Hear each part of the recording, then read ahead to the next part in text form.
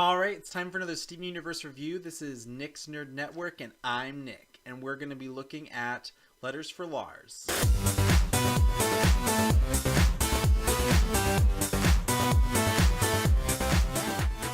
So if you're wondering why my hair is looking extra beautiful today, it is actually a wig. I got it recently, and I'm just really excited about it. And I haven't got a chance to use it yet in any of my cosplay, but it's just really fun to play with, and I thought I'd put it on to make things a little more interesting.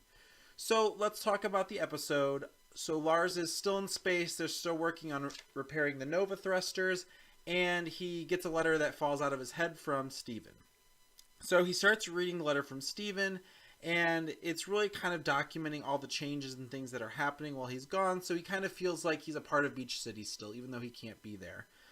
So Steven tells him about how Nana Kwan won the election, and she's preparing a safety team committee, so if anything happens, there's an invasion or anything, everyone can be notified and they can all work together in order to get that message out there. Also, Pearl has a cell phone now, so that's pretty exciting. I assume that she needed something to start plugging Mystery Girl's phone number into, and I hope we see or hear from her soon. That was really exciting for me to hear that she's getting her own cell phone, that she has a need and a desire to really adapt more to Earth culture. So we go back to Sadie. Even though we saw her recently, we see that they're working on their band together, and she's still finding their sound and working together. We go and see that Jamie is in charge of his own improv troupe now, which I live for. I love Jamie so much as a character. I wish we saw more of him. He just reminds me of myself, of that, like, just sometimes over dramatic, sometimes overstated, really likes to dress up in costume. I mean, you probably can't tell by looking at me, but those are some things that I like to do. And I really like that Amethyst and Peridot were a part of this troupe. It's good to see that Peridot is out and about and she's starting to get over not having Lapis around. So that's great to see. I love the mishaps of the theater troupe. And I mean, improv, in most groups, it's always bad. I love that Pearl's out in the audience heckling them and just wants to hear about Steven.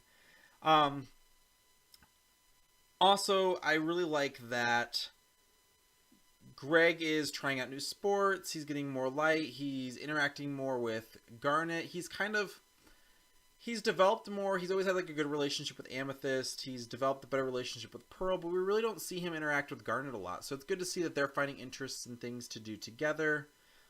We also see that Petey has opened up his own tater tots business in the food truck next to his dad's stand. I love that they upcycled Mayor Dewey's old truck and his giant head got turned into a giant lumpy potato. It was pretty funny. And the really overall theme of the episode is how things are changing and everything's adapting and people are doing really, really well. And Mayor Dewey is feeling lost in this new beach city. He's feeling lost in the change. He doesn't feel like he has a sense of purpose. And he finally realizes that what he wants is people to be happy to see him and him be a part of the community and have something to be motivated to work for.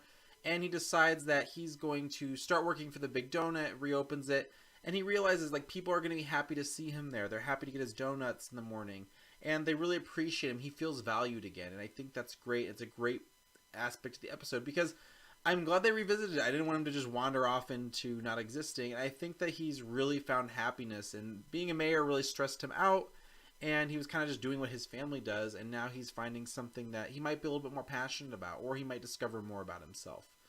I will say one thing I felt kind of bad about is Steven sending all these messages to Lars about how great everyone's life is and all the changes that are happening in his absence, and that's got to make him feel like, oh, well, everyone's life's better without me. Maybe I shouldn't come home. Which I hope he doesn't do. I need to see him come home. I need to see the other off-colors meet the other crystal gems, and I hope that doesn't discourage him. And I think that it helps that Steven put at the end that Mayor Dewey made a donut that's just about Lars, and they're still thinking about him, and they're missing him every day, and that he's reconciled with Lars's parents after they were upset that he didn't seem to care that Lars was missing. And I think that overall Steven like handled it really well. He made Lars feel loved, but he also is keeping Lars in the loop, so when he comes back it's not like a huge culture shock for him.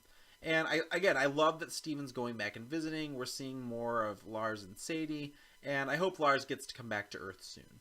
Overall, great episode. It just, I don't know, it wasn't super eventful. Again, people are gonna call it filler.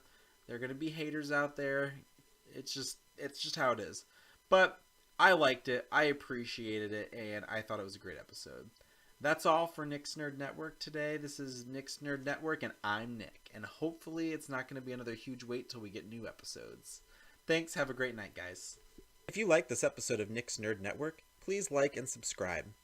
If you have different opinions or would like to share some of your ideas, please share these in the comment section below. Please keep it constructive and friendly. Thanks so much for watching, and have a wonderful day.